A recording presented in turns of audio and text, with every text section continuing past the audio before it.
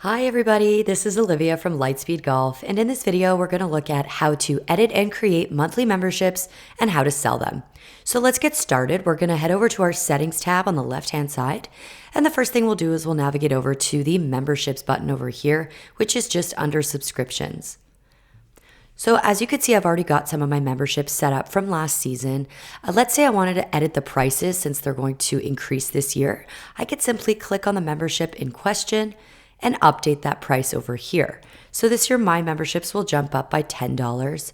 And as you can see, I'm getting a message up top, which basically is just letting me know that anybody I've previously sold the membership to at the previous price of $250 will not be charged the updated price until they actually renew their membership.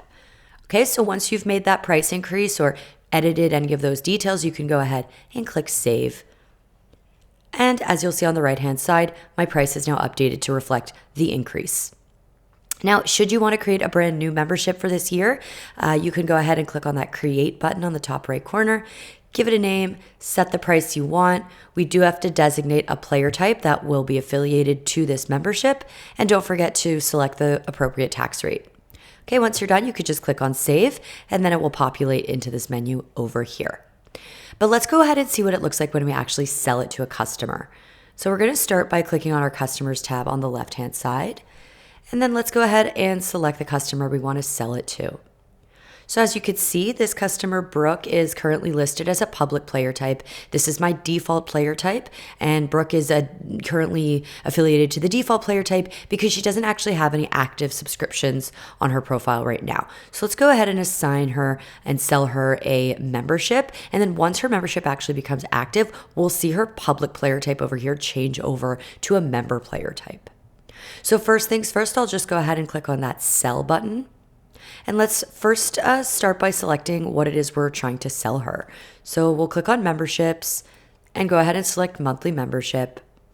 And then what we're going to really want to pay special attention to are these start and end dates over here. So the start and end dates, okay, this schedule that we're setting is really going to determine the period during which this membership will be active and valid. Now, if you'll remember, I'm trying to sell a monthly membership. So we have to tell the system that this is going to be monthly.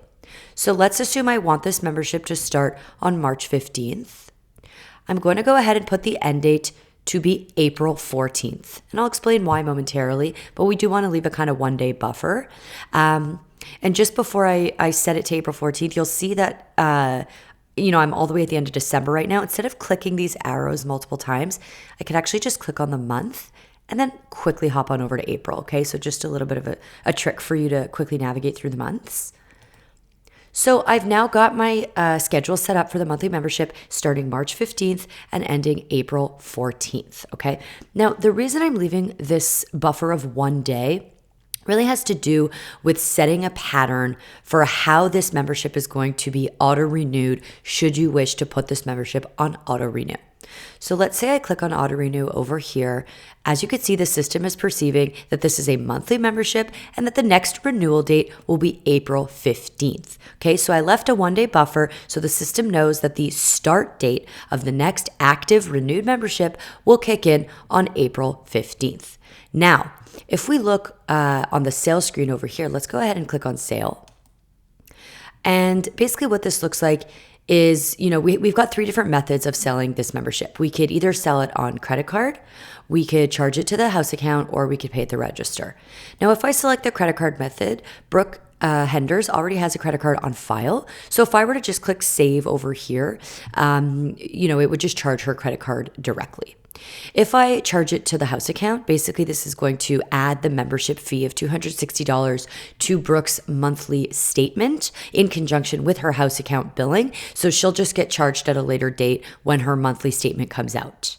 Okay, and if you want to pay on the register, that's an option as well. Just keep in mind that the register is a one-time payment only, which means that we cannot actually have a subscription set to auto-renew if we're going to be finalizing it on the register. Okay, the register is really a one-time payment, as I mentioned. In order for your subscription to be set to auto-renew, the system needs some kind of a reference point for payment to know how to charge the automatically renewed membership. So if we're doing it on the register, it's just not going to know kind of what to charge and how to do that.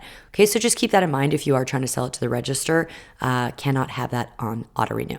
Okay.